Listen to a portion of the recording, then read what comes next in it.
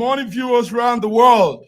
You are welcome to this beautiful Wednesday, the second day of the month of November 2022. And we're happy to be in this new month, a good month, promising month. And we're here in our News Echo team today looking into African affairs around the world. As usual, first of all, I'm standing in again and wearing the big shoe of my brother, Dr. Shegun Johnson, who's caught up in an activity somewhere. So we are going to do our best to present the News Echo African Affairs.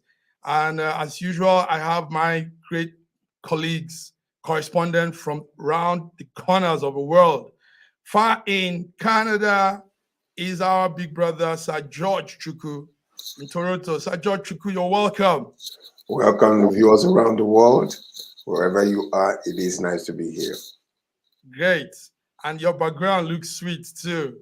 Also, with us in the center of everything Nigeria is our big brother, Dr. Osita Aniemeka. Dr. Osita from Abuja, you're welcome. Thank you. Glad to be here. Thank you, Mark Godwin. Yes, yes. We are expanding, and you can expand if you're not putting on the female voice. The female voice balances every issue, every discussion, everything. And right there in Lagos is our own diva ambassador Anita. Anita, you're welcome to News Echoes. Thank you. Yeah. Yes, and we know you have a lot to give us. Yes, gentlemen, a lot is happening. As you all know, every day news builds up. Every day something is happening at one corner of the world. And in our country, a lot is happening in Nigeria. Presently, there are issues that are being looked into. One of such is the security issues.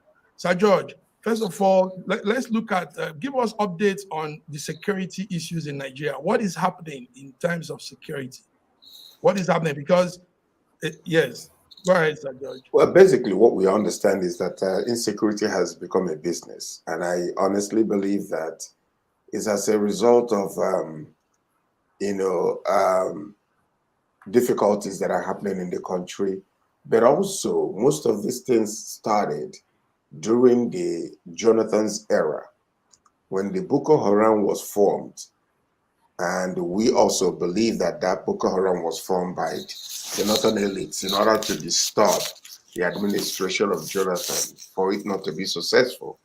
But after they used them, they have become slaves to these insecurities or these people, what we call the terrorist organization, Boko Haram.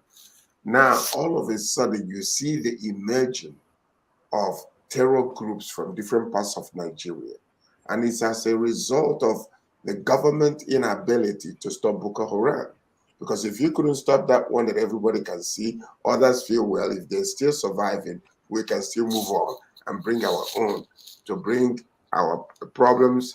Maybe they can appease us, maybe they can pay us off, like what they have done to a lot of, the River State area with our brother, what's his name again? What's the man's name that is in charge of the group in the River State area? Dokubo. Sorry, Dokubo. Yes. And then other groups of people that have risen up also. But the government usually gives them money to appease them because of the disturbances. But right now, it's become a big business. And I believe that a lot of leaders are cashing into this. So that's what is making it even more difficult to deal with, of course. Very good. Right now, it's becoming a big business. Now, the issue there now, Dr. Osita, is can government now allow Nigerians carry guns so that they can fight off bandits, Dr. Osita? I mean, no. It's becoming a big issue, like Dr. George said. No, there's no government in Africa that's going to allow citizens to bear guns, to bear arms. But Dr. Osita, some states in Nigeria are opening that. No, Zamfara, one or two other states Benue Yes, is but the truth is that Mhm. even Chioma has advocated that we should go get arms and That's fight correct. back. Yes. But the truth is that it's illegal. The law of the land does not allow you to bear arms without license, and government will not just give you a license to go get guns, because any government in power wants to secure itself, even the military. And remember, the military does not seize power because they love the people. It is because they also want power. So when they come into power, they will stop you from bearing arms. So let's look at it very carefully. If we are mature enough to get licenses to bear arms, it will take a government like Nigeria many years in the future, to get there, because they know that the government is not doing right. The government does not plan to do right. So if they give people the chance, citizens, to go back arms, they will come and disrupt them. Even the police force, even the military, they are very careful about who they give the arms to, because of this same reason. So yes, insecurity is here. It is the way it is because they know that the law does not allow anybody to bear arms without license. And to get your license, with your arms, you have to have some category, some request category that will get there. For instance, the security agencies that run private security entities in Nigeria, not all the security personnel bear arms. There is also the need for us to know that even when they let us bear arms, how safe would the country be? Because those people who bear the arms now will use the arms for personal Vendetta. Yes, vendetta, that's the word. When once you put arms in somebody's hand and there's power, that power escalates. And when it escalates, it's disaster. So I like what is happening now, because it's telling us that Nigerians still know how to obey the laws, but there are unknown gunmen. There are there's Boko Haram. There are bandits. There are Fulani herdsmen. They're all bearing arms, but it's illegal. It is only a government like Nigeria that will allow people who bear arms to walk around just because they are the ones sponsoring them. If you bear arms elsewhere, you're arrested. So yes, Thank you very government much. would not generally allow to just bear arms. Yes. Thank you very much. Our diva in our midst, how will you take this? Having it in mind that in Zamfara, I think in the month of July, Zamfara actually issued out about some hundreds of guns, arms to various citizens. Zamfara did that. And like Dr. Osita said, one time defense minister has been advocating for that too. What will you say, Diva, Anita? I mean, the insecurity is escalating at a very rapid rate. I mean, how will you say it should be? I mean, how do people defend themselves in this situation when the government itself is not even defending people? Diva, Anita. That's a very good one. When I saw the topic, the first thing that came to mind was the fact that these arms are going to be misused by whoever is being given a license or an opportunity to, bear arms. And another thing that came into mind is in a house, how do you safeguard these weapons away from the children? Because we've had situations whereby a father's gun killed his child or killed the wife, and sometimes it brings all kinds of threats, especially in a home where there is toxicity, there is violence. The man might just pick up the gun because he has access to it and just, silence whoever is trying to get on his nerves. So I think there should be policies put aside before you even talk about, okay, they have the right to bear arms. Yes, insecurity is on the rise. See a lot going on. I think on Sunday, people were kidnapped along Lagos Ibadan Expressway. Some were killed at the process. And another thing is, even if you have your weapon at that moment, you can defend yourself, because these are not just one. This is not just a one-man thing coming to attack you. There are several. that point, you even want to throw whatever weapon you have so they don't see you as a threat. Because once they know you have a weapon, they will want to silence that person first before going to others. So I don't think it's even a place to think about. They should just put in security measures that will curb insecurity in the country. That's my thoughts, sir. That's a very good one. Thank you very much. Dr. Godwin, we're happy to have you here. This morning, Thank you. 10 dead bodies were found along the Lagos-Abuja Express Road. This morning, gunmen kidnapped the ex-PAM secretary for the Akwa Ibom state government. This morning, I mean, we can go on and on and on.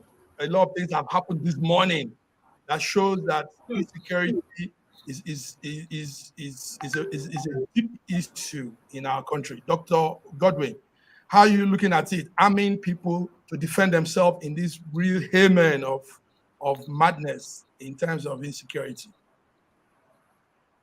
Yeah, can you hear me? Yeah. Yes, we can. Go ahead. Okay.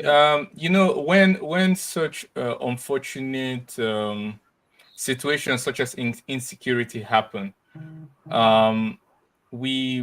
there are lots of emotions, there are lots of ideas that come up, which could be sometimes, putting the cart before the horse or rushing to a conclusion.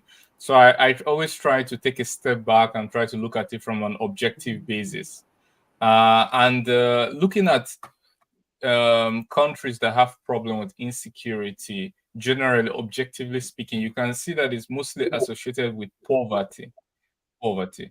And then also, if you look at, like the panelist Diva Anita has said, when you talk about violence, domestic violence, for example, it's mostly connected with gender inequality, right? So poverty, gender inequality. Now the question we'll ask ourselves, since they correlate perfectly, do we have that in Nigeria, in Africa? Do we have high poverty? Do we have high gender inequality? So it's a very bad recipe to give people guns, because they will definitely think of ways to use the gun, since they are not able to maintain their standard of living, or they are not able to secure their future. And of course, despite the gender inequality, domestic violence which we have, also aided by our maybe misconceptions about our tradition, because I believe there aren't much problems with our traditions, but it's about the interpretation of our traditions that has led to sidelining, especially the female gender. So it's a very bad recipe. And of course, who are going to suffer? Who are those that are going to suffer? Mostly the ghetto districts, the poor people, the women, maybe the children, orphans. These are the candidates for violence if guns are allowed in an unregulated way, in Nigeria. So it's definitely a bad idea. It's not the root of the problem. The root of the problem is high unemployment, poverty, gender inequality, and all of that. Thank you very much. Yes, you all have. I would like to add also that Go ahead. it's really a disaster getting ready to happen. Because I don't think that our people are so mentally civilized enough to handle weapons the way it's supposed to be. And what Anita was saying, it is a disaster simply because, number one, when you go to civilized countries where they give you a license, they train you also most of the time. It's not just taking a gun and giving to somebody, and then the person is trying to clean the gun and shoot themselves in the head. So most of our people actually are not well aware of the dynamics of how to use a gun. And not only that, what will happen eventually is most of these rogues, when they catch you, the slightest move you make, they'll kill you, because they will feel like their lives are in danger also. Rather than keeping you alive to negotiate, you make the wrong move, the next thing is to shoot you dead. So that's why I think Nigeria, I don't think we've come to the place where we will now start giving licenses to people to carry gun. And not only that, what's going to happen, the people that really need it, if they don't have money, they ain't going to be able to get it. So that's the major issue. All of a sudden, you start seeing it given to certain group of people against others, and denying certain people that might even need these guns. So I think it's a no-no in Nigeria. It's a no-no in Nigeria. Yes. Anyway, it's an issue that bothers all of us because somehow, somewhere, it's happening, and who knows who will be affected. We hope our intelligence network in Nigeria will begin to look at issues, ways, and strategy to really curb this. It's a pity. The other time, I was also saying something to some people. I said, I think it's also the vulnerability of Nigerians that have allowed this. These bad boys have seen how vulnerable we are, and they've seen that people are scared. There's fear in the hearts of people, or people are scared, so they can go anywhere, take over places, kidnap people, and all this, because they know people are helpless. They also know that there is cluelessness in governance. I mean, if inside government, the people are not, the personnel, ministers are not working together, everybody is confused, everybody's fighting each other. This open doors for insecurity. This open doors for bad guys to say, yes, we can go into these people. So I'm talking about cluelessness and not doing things very right. Gentlemen, presently our president, Mohammed, the president of the Federal Republic of Nigeria, is in the UK. And yesterday morning, an elder statesman in Nigeria raised an alarm. That's Edwin Clark. Edwin Clark said that Muhammad Buhari has breached the provision of the 1999 Constitution of not transferring power to the Vice President, Yemi Osinbajo, as he has gone to the UK. So that warranted press people to come to him. They want to know what he's trying to say, and they wanted to also understand what are the implications in all of this. So, gentlemen, this is it. Our president is in the UK on health reasons, and he didn't give the authority, the power to the vice. Dr. Sita, what are the implications in this? What do you know? You're in Abuja, Dr. Sita. This is unfortunate because people are just talking about it now. This is really very unfortunate. You know, it doesn't make sense anymore. The man has 2 days to go, and now you're complaining.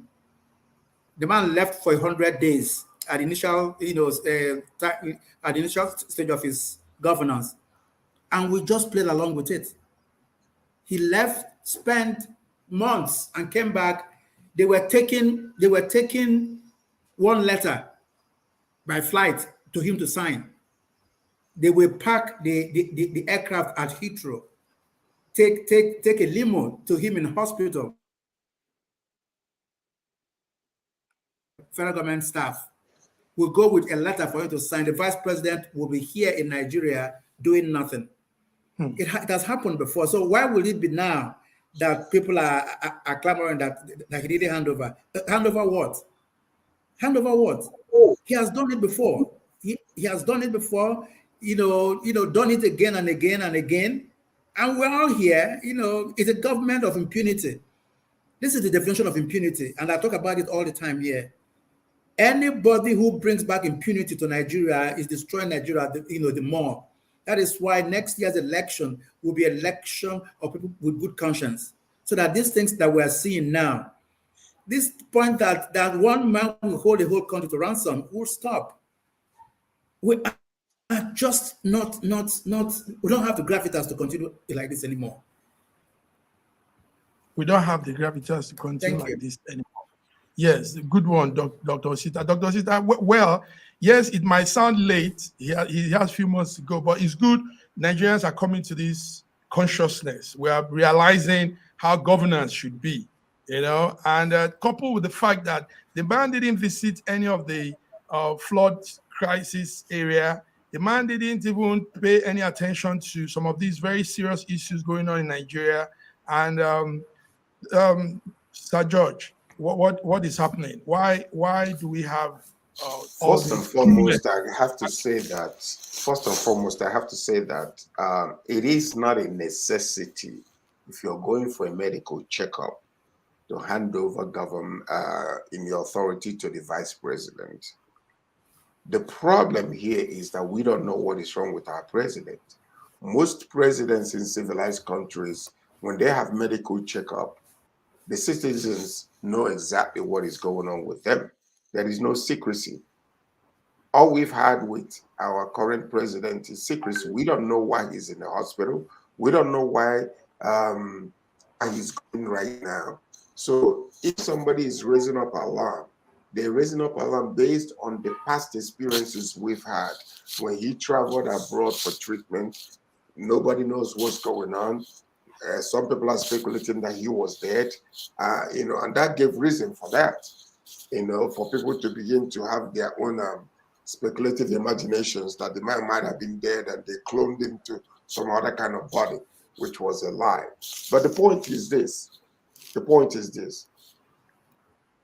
If you understand the politicizing of what is going on in Nigeria, number one, a group of people hates the idea that authority and power will be given to another individual from another part of Nigeria. This is really what is going on. Constitutionally, we know what to do. But like we know, Dr. Sita said, the impunity we have to do things the way we want it, not the way it's supposed to be done, that is the problem we're facing in Nigeria. Why is my president in the UK? What is wrong with him? Is he there for a regular medical checkup? Or is it a major surgery that he's going through? Nobody knows. And that's not the way to govern a country. And this nonsense, like Dr. Sita said, must stop in the next administration. We must do things right and do it decently the way it's supposed to be done in Nigeria. That's the reason everybody is rising, because where there is no vision, the people will cast off restraint. They do what they want. So are you expecting him to hand over the presidency to, or the authority to the vice president because he's from the Southwest? That's what you're hearing. They know what to do. Thank you very much. You just hit it. You're even bringing to light a side we didn't know, and that's that such medical visits should be made open. We should know what is wrong with him, and that's a brilliant thing to say. Coupled with the fact that he sent condolence messages to the government of South Korea and India on their various recent tragedies, and he hasn't done anything to all the multiple tragedies that Nigerians, the people that elected him, his own citizen, he hasn't done any of such condolence message to them. What is this?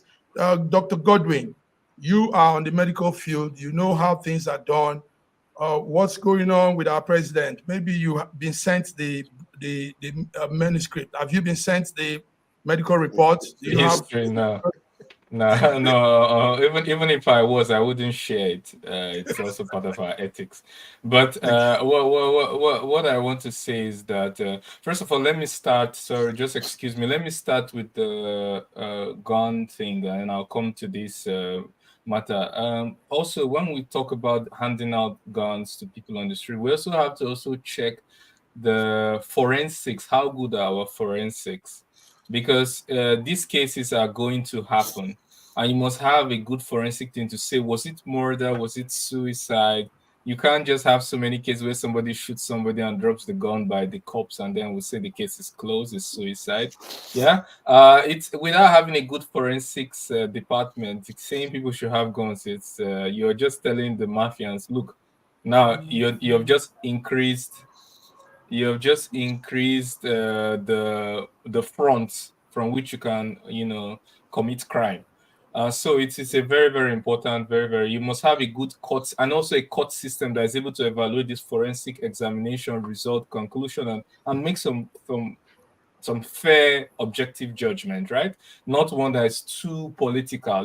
There should be some critical cutoff point of the politicization of courts. We know how all courts are in the world, but some decent cutoff from the influence of politics on the courts.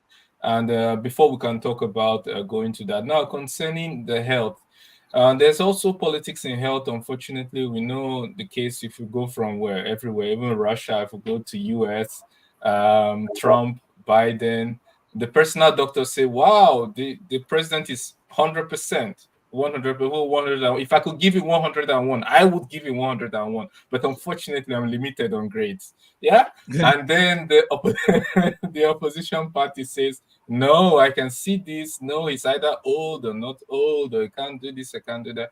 So basically, we can't only rely on those personal doctors' reports. But we can look at how is he able to fulfill his responsibility without causing a delay or a bottleneck in the process. For example, is he attending meetings? Is he signing things on time? Do we need to have a queue to the airport, a limousine to the hospital? These are showing that there's a bottleneck in the system. And when the sickness of the health, let's say the 100% health of the president is causing a bottleneck in the system, then we have to say maybe with that 100% health, it's time to hand over power to the vice president. We know you're fine medically, but there's a bottleneck. We cannot hide this, and maybe you should hand over. So there has to be we have to understand that there's also politics in this. We have to remove objectively the politics and put forward a way that is verifiable objectively, that can prevent the bottom. Because what we really want is that the functioning of the governance, despite the very low quality in terms of what we are seeing in terms of insecurity and the rest, and health disasters, but we want to tap as much as possible from that little efficiency which we are currently getting, and creating more bottlenecks is definitely against our interests. Now, to add to what Dr. Osita said, he spoke marvelously, but I just want to add that it's not one person holding the country to ransom, it's we holding ourselves to ransom. Like also Dr. Sir George said, the main thing is that a tribe would rather like the country to collapse rather than give power to another tribe or another region. So you can see that when that power goes around, every tribe will most likely behave the same way. Let's not call it a one tribe thing. Almost every tribe, when handed power, are likely to behave the same way. So we have an endemic tribalism, which we need to solve, and that is what is actually holding us hostage right now. Thank you. Thank you very much. That is what is holding us hostage. The elder statesman, Edwin Clark, also said something.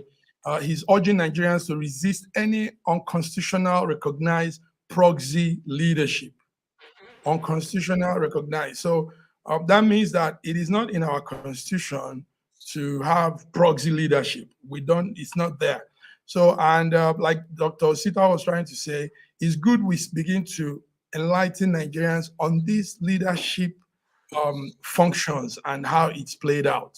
So we can't have, even if it's late saying it now, the man has 2 months to go, but let any other presidency coming in know that we won't take this.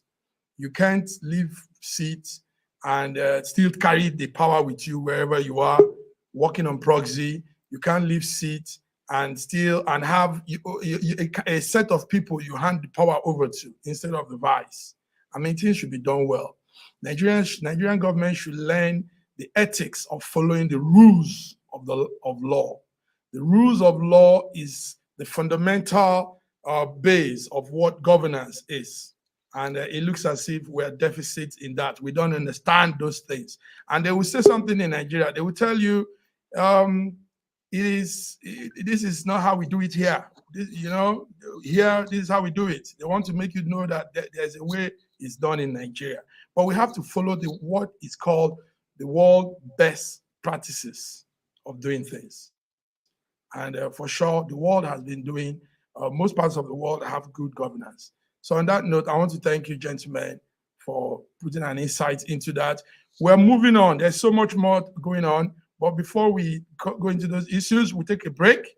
And when we come back, we'll be talking on some happenings that have taken over Nigeria, some things, not good news also, some not pleasant news, but we'll be right back. This is News Echoes, Wednesday, African Affairs.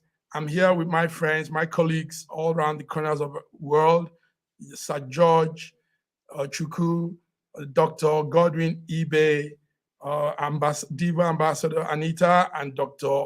Osita from Abuja. So until we come, let's go on a short break now. Thank you.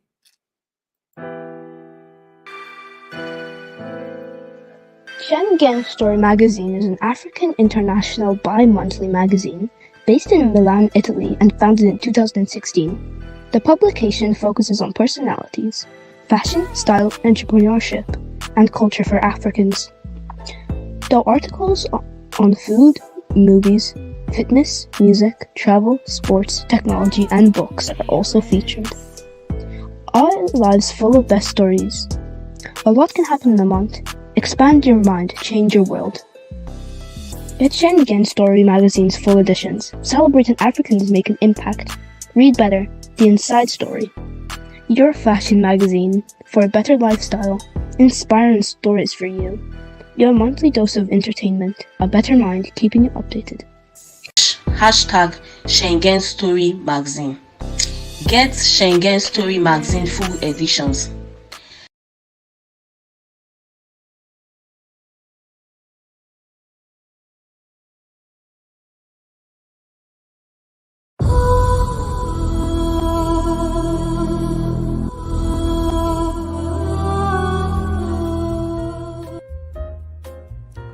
When I wrote the book, The Final Solution, the Lord gave me some things in the spirit realm to see going to happen here. And that is why you need to get a copy of this book, not because of the purchase, but because of the contents. We've not spent 2 weeks. Now we have seen the problem in Ukraine, Russia, and Belarus, Donetsk, Luhansk, and all the other surrounding nations, talk less of the Western countries and the Eastern countries. We want to pray that this stops where it is. Some people are even imagining a third world war. I pray that there'll be no third world war, but we need to know the solution to all of these problems, and they are well packaged in that book, The Final Solution. The amount of money is next to nothing. Go to Amazon and buy this book. Go to the Condole, go to KDP and buy this book. It's very important. So it is in Amazon.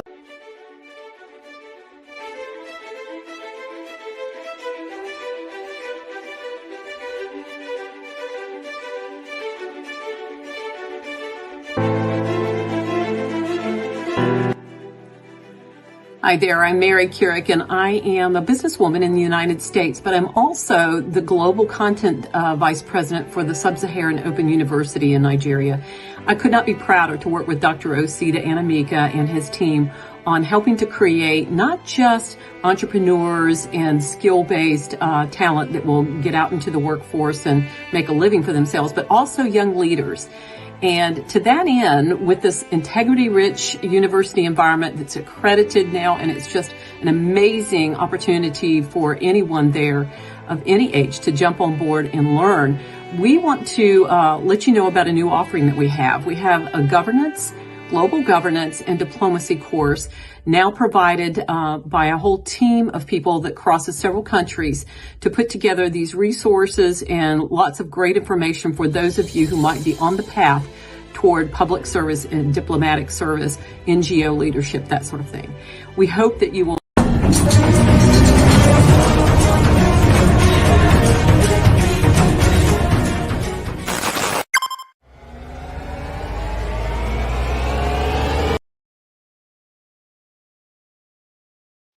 Yes, thank you. That was a short break from the News Echo team. We're back. Wednesday, News Echo African Affairs. And we're going through all occurrences, happenings in around the world as it affects Nigerians, as it affects us also. Gentlemen, Nigerian bank note is being redesigned. Will this help deal with counterfeiting? Will it help with inflation? Will this help anything at all? Dr. Osi, what's the problem here? We are changing our currency.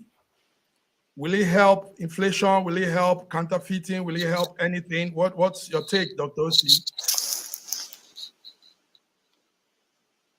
Dr. Osi, can you hear me? Okay, Sir George, I think Dr. Osi. Actually, it will aid in such. And the past 20 years, we have not changed our currency, and it is required with most economy that between 5 to 8 years, the currency should be changed. So we're almost like 12 years late in changing our currency. But yes, indeed, it will help with inflation, number one, because a lot of people are hoarding money. And the question is, this money that is being hoarded, where is it coming from? Is it legal money or illegal money? Most legal money stay in the bank. But when people are bribed or when they use insidious ways of making money, then they don't want that money to go to the bank and traced to them. That's why they're hoarding. Politicians are hoarding money. And what is happening is it is reducing the level of currency that is flowing in the country. Therefore, you have the government printing more money, and this money is being hoarded. So it is actually a good thing that is happening. The Minister of Finance, Zainab Ahmed, said that the CBN did not contact her when they made a decision to change the currency. But the president is saying, yes, indeed, I'm aware of it. I signed it before I left, and it is a good deal. So personally, I believe that it is a good deal because so much is happening in our country, and there are many tentacles to our issues and problems. So this will be a way to solve one of those problems, because the announcement of this is increasing the number of the dollar demand in Nigeria. Many people are now clamoring to go and buy dollars and hoard it, so that when it changes again, they'll be able to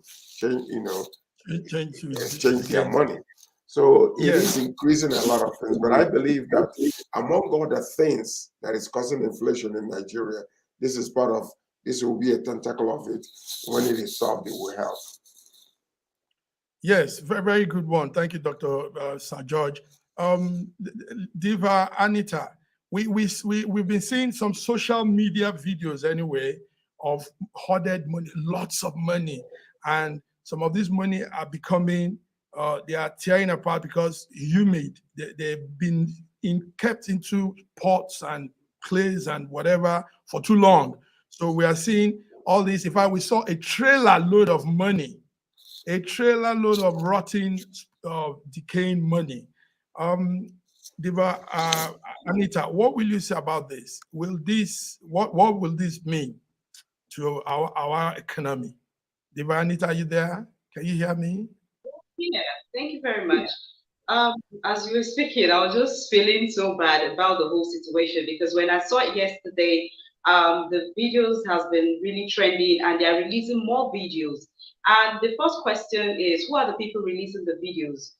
Why can't they mention the monies are being stacked? And some of this money, they can't be used no more. And you have people who can't even, have a daily bread, or they are, going through all kinds of situations in their health. And what has been keeping them is, financial constraint. And some person just stack up money at places that can be seen. Is quite unfortunate that somebody can be so heartless. I use the word heartless because it takes somebody who is heartless, because if you are selfless and you want to help humanity, you won't keep such money and allow it to just go rotten without helping the less privileged. It's really sad. It's really, really sad. And I think those videos, as they are releasing them, they should mention the location, maybe the building, who owns the properties and stuff like that, so they can be traced. That's my take on that, because it's a very disheartening situation, sir. Thank you very much. Yes, very disheartening. But what we're seeing is just minor, it's not tiny compared to stocked up, hoarded money that would have been going on in Nigeria. We know how our people think. Dr. Ibe, will this happen in Russia? Will people stock up rubies and all this to a corner and seize the circulation of that money that helps in the economy?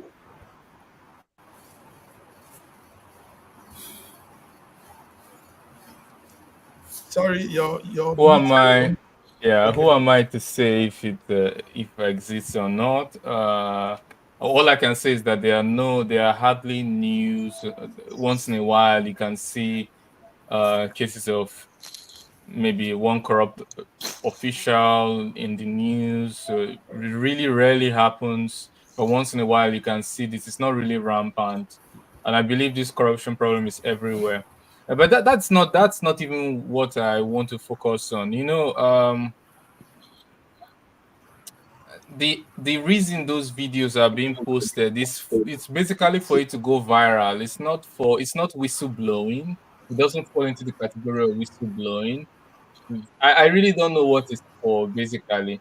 The reason Sir George mentioned the usefulness of changing currencies, but when you look at it deeply, you find out that it's not really being done. It's not really being done because, first of all, what's the aim of the currency? Our brigade approach. Yeah, we just went from 100 naira to 1,000. Boom. Yeah, and then very few months. Fire brigade approach. Now the supply of money will suffer, right? The supply of money.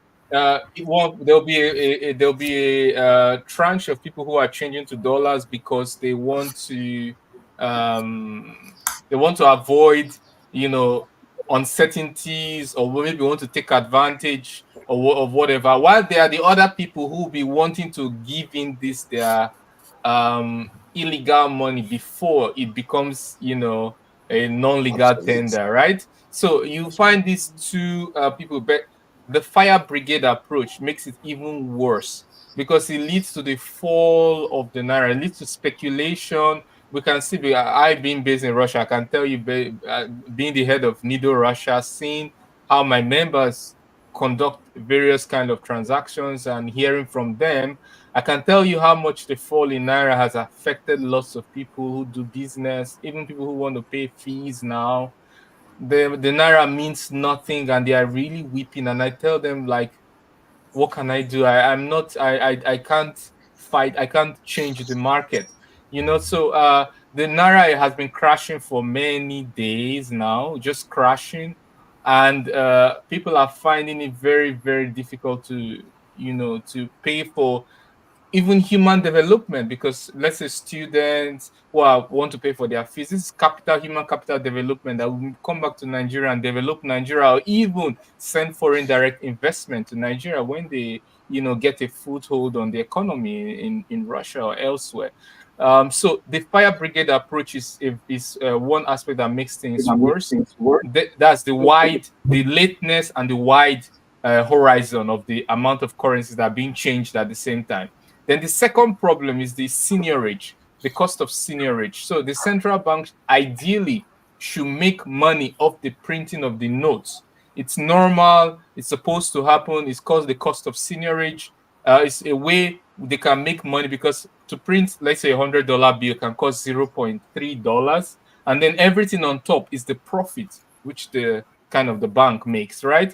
Now Nigeria will, as you know, I was reading about the budget for this, and it's astronomical. It's the cost of printing the legal tender is high, and then the corrupt money added on top, or the inefficiency money added on top, is also high. So all defeating the purpose of this exercise. So while on paper it seems good, as Sir George pointed out, but based on these very many inefficiencies, very many how do I say, not best practice and best international practices, we are suffering from something that is supposed to be good. Thank you very much. Thank you. You really hit it on well, on point. So Dr. C, I hope your network can hear me now.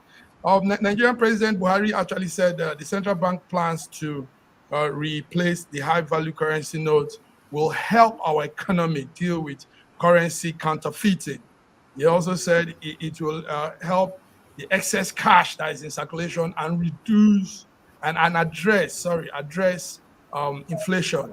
And our inflation, like the economists are saying, has climbed to a 7-year high, even as at October last month. Dr. C, you are monitoring many of these things. What's your take on this? What's your take, though? For whatever reasons that His Excellency is given for the deciding of the currency, I think 90% of it is political. This is supposed to have happened every 5 years, every 15 years. We have waited all this while. We're waiting for 2 months to election to begin this fire brigade thing. Yeah, as a matter of fact, Dr. Godwin just captured, the essence of my argument. You cannot, particularly for currency printing, you cannot do it in a hurry. There is no reason why you should stampede a country into redesigning currency in a hurry. As a matter of fact, as a young man who came out of Biafra, it took historical campaign to change pounds to naira. There was what you call records about it. There was drama. There was everything under the sun. Why? Because change of currency is in the conscience of the people. There is always this fear when you want to change money, you want to redesign money. People are thinking that they're going to either become extremely poor or their money will be taken away from them. So what we are seeing now, whether the president says that is because they want to solve inflation, they're going to create more problems. Look at the naira hitting the dollar at 800 and something. Would you ever have believed it before? But somebody had argued that by Christmas it's going to hit 1,000. Yeah, and I'm not even happy to think about it anymore. I'm thinking that it will happen. That is inflation. That defines inflation. Because by Christmas, our real tradition about Christmas is to go back home and have fun. This Christmas will be opposite of that. People are ready to sell themselves to be able to talk about Christmas at all this year. So if you're looking at the trailers of old currency, the bags of rotten money in the videos, it didn't start now. Most of those videos are just old videos that came out from old politics that people are using this season now to escalate. But it has been our tradition to hide money. Most people don't have banking culture. For most people, their money is under their bed in their homes. So this happening now is exposing the kind of our level of development. It's telling the world what we are as Nigeria, that we still keep money in sacks and bottles, and you go there. Thank you very much.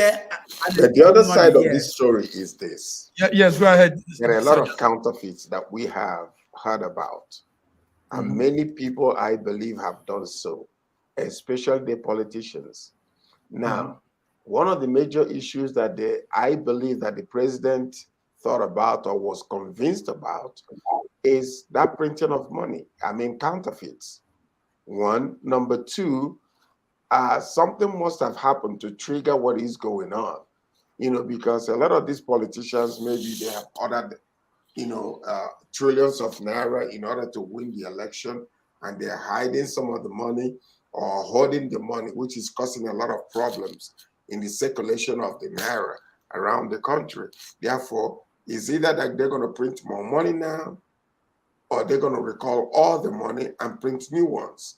So, but you have to understand there are some situation that must have happened. It's almost like the terror thing that is happening in Nigeria right now. Foreign countries are removing their embassies, bringing back their homes, and our people are just lollygagging around doing their own thing. Why do you think they're doing so?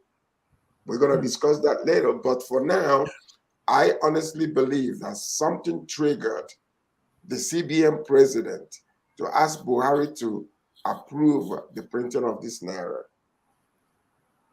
Something triggered, but I believe that it did happen. And that's why he was convinced to sign it. Well, we are looking at the implications, and it's a time, like Dr. Osi said, we're going into a festive period. We don't know what this implication will mean, but we hope what we just really do pray is to stop taking our people down the drain in their economic life. stop taking our people down the drain. The people have suffered enough. Our people have gone through too much pain to be using as guinea pigs in monetary policies, in economic policies. We want enough of this. We've had too much of this. So we want to go into the holiday season with joy, with happiness. People have good reasons to spend wisely. And I mean, this is what living is about. You agree with me, Diva, Anita? Is that not so? People want to have, I mean, enough of all this. Is that not so?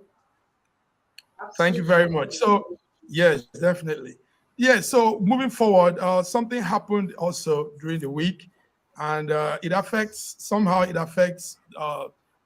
Nigerians also around the globe. There is an organization, the Pan Yoruba Social Political Organization. I've known them to be a very strong organization, very dynamic. But during the week, something happened. One of the presidential candidates, the APC presidential candidate, Ahmed Bola Tinubu, visited this organization, and there seems to now be a kind of confusion coming out of this organization. And this organization has been known to have integrity. I mean, you have men there like Pa Adebanjo that has always supported the right things. He has always spoke the truth to power. But now we are seeing something happening there. I don't know, Dr. OC, you're in Abuja. What's happening with Afenifere, the Pan Yoruba social political organization? What is happening since Tinubu visited them? Tinubu did not visit Afenifere. Let's get the record right. Okay. Tinubu visited an ex-Afenifere leader in his home. It's like going to visit Nnamdi Azikiwe when he was alive. You cannot say you're going to visit the president of Nigeria. You say you're ex-president. You have to define things right. Nobody will go to Obasanjo now and say, I am going to visit the president of Nigeria. You go visit Chief Olusegun Obasanjo, the former president of Nigeria. Simple. Let's not put drama to this at all. Okay. He got there. The man he went to visit, Tinubu claims is older than him. So he removed his cap, and the man prayed for him, placing his hands on his head. The same man said, if any other person comes to my house, this is exactly what I'm going to do, because that is what I am. I'm an old man, and I pray for children. He didn't visit Afenifere.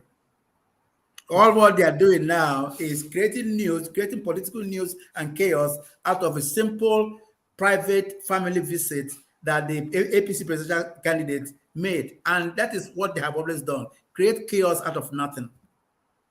Afenifere is still there. They have said it. The man himself said it, that he didn't endorse anybody. He just prayed for somebody who came to visit with him, and that was what happened. I know the time is short. Very good. Yes, time is short. I think that's okay for that. You've put it to light. We Nigerians in the diaspora want to know. Now you have said it. You're on ground. You have given us what it is. So let's just leave that at that, because our time is running. Also, during the week, 2 days ago, was a sad news.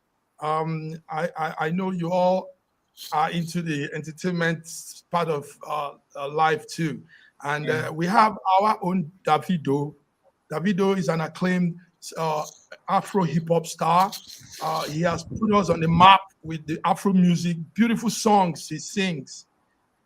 He gets everybody jiving on the dance floor. But sadly, yesterday, before yesterday, we had a very sad news. Diva Anita, you are on the entertainment side too. And I know your ears are to the ground. What is happening to our Davido and the family? What's going on there? Okay, it has been a very sad one. The internet has been flooded with, different comments, different pictures, different speculations, the right ones and not right ones. But the bottom line is our dear Davido, hitmaker, lost his dear son, which he had with his assurance girlfriend, Chioma.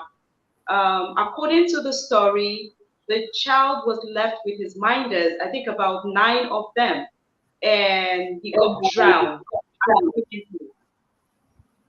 So, and Davido and Chioma, they happened to be visiting their hometown where they had a family function when the incident occurred Monday morning here, the early hours of morning. Was it Sunday or thereabout? So what really happened is, yeah, Monday. So what really happened is this boy was left all by himself at the swimming pool and he got drowned. This is somebody that has 9 caregivers. But as of today, we understand that the police has released about 6 persons who were arrested connected to, the drowning of the boy. So his cook and I think his 2 cooks and nannies are still in police custody as we speak. And there are a lot of speculations coming up that they were warned. I know somebody came up and said, oh, they didn't listen to the warnings. There was a prophecy and stuff like that. And, there's another news, go making round that the same person or the same man of God in quotes that gave those prophecies said more tragedies are still on the way, that is, they still need to watch out. So it's really, really a great. Thank you very much. Sir George, you are all, yes, we heard you very well. Thank you, Diva Anita. Sir George, you're into the entertainment space there in Canada, and I know you've had Davido in some of your events too. How do you take this? How do you feel hearing this? It is a very, very sad story, and there is nothing to add to it but negligence. One of the major problems, a lot of people, we accumulate wealth, we have all these infrastructures that could give us fun at one moment, but also cause us a lot of pain at the other moment. The very point of this whole thing is there are several people supposed to be looking after this young child, but fail to do so. For whatever reason that is, did the child sneak out because they were swimming a day before? According to the news that we heard, Davido was teaching the son how to swim. So did he run to the swimming pool by himself and they didn't see it, and he jumped into the water because dad was teaching him how to swim? But the question is, if that is the case, why did not barricade that place? Because if you come to North America, you see that, when a child is young, they will put barricades to make sure the child does not cross over certain places. So in this situation where you have children in the house and you have a swimming pool and you leave it wide open like that, that's a disaster waiting to happen. So these are the things that could have been overlooked, and that brought about this, tragedy that took place. It's very sad. Very sad. Dr. Godwin, quick one. What do you say to the family of Adeleke, David Adeleke, on this very tragic moment? Yeah, Davido has made us really proud with his songs, and I wish him and his family the fortitude to bear this very great loss. His family, his friends, loved ones, and also we Nigerians who are also mourning with him. The causes, the possible cases of negligence have already been highlighted. So I wouldn't want to go over that again. I just want them to make the necessary conclusions, learn from it, and try to prevent future stuff like this happening. Thank you very much. We are going out of time now. Dr. Sita, what do you say to the family of Adeleke in 10 seconds? Yeah, I think to the family and to Nigerians, let this be a lesson for all of us. Let's take this to begin a course for safe swimming. Thank you. take this to be a cause for censorship. Thank you very much. Our viewers around the world, thank you very much. This has been our News Echo African Affairs today, Wednesday, the 2nd of November 2022. Thank you all for joining in. Till we come your way on Friday when we look into global affairs, global issues. This is Mark Godwin sitting in for Dr. Shegun Johnson and my friend Dr. Godwin Ibe from Russia, Dr. Osita Animeka from Abuja, Sir George Chukwu from Toronto, Canada, and Diva Anita from Lagos. So until we come again, bye-bye. Thank you.